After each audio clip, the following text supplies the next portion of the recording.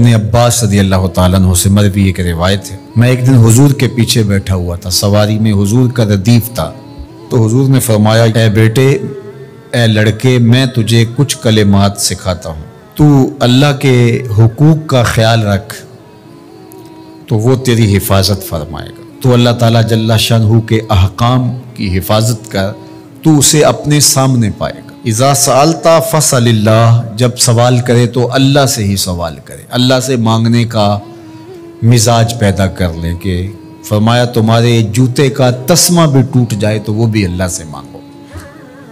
ضرور بازار میں جاؤ دکاندار سے، لیکن حقیقی طلب اللہ سے ہونی چاہیے۔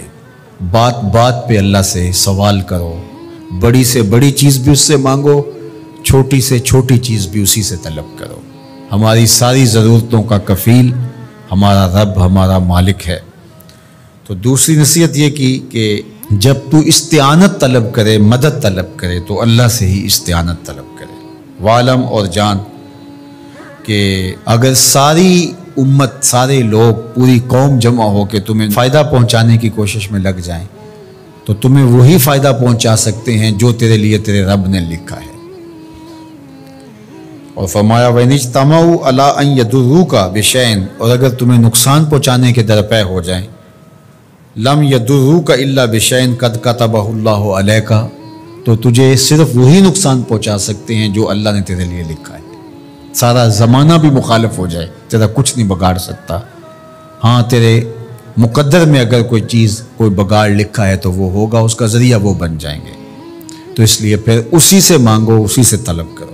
رفعت الاقلام وجفت الصحف، جو لکھنا تھا اللہ نے لکھ دیا، لکھنے کے بعد قلم اٹھا لیا گیا اور جن صحیفوں پہ لکھا تھا وہ خشک ہو گئے، اب کتابیں بند ہیں، تو اس لیے اس نے تیرے لیے جو لکھا ہے وہ ہو کے رہے گا، تو خام خواہ لوگوں سے ڈرنے کی ضرورت نہیں ہے، اور تیرا فائدہ، تیرا نقصان اسی کے دستے قدرت میں ہے، تو اسی سے طلب کر، اسی سے مانگ۔ اور فرمایا تو اللہ تعالیٰ جل شانہ کو رخاء میں، خوشحالی میں یاد کر، یعرفک فی الشدہ، وہ تجھے مشکل میں پہچانے گا۔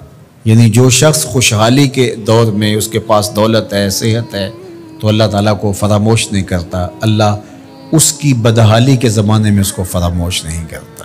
وعلم، اور جان، ان النصر مع الصبر، کہ جو مدد ہے وہ صبر کے ساتھ آتی ہے۔ وان الفرج مع الکرب، اور کشادگی جو ہے وہ مشکل کے ساتھ آتی ہے۔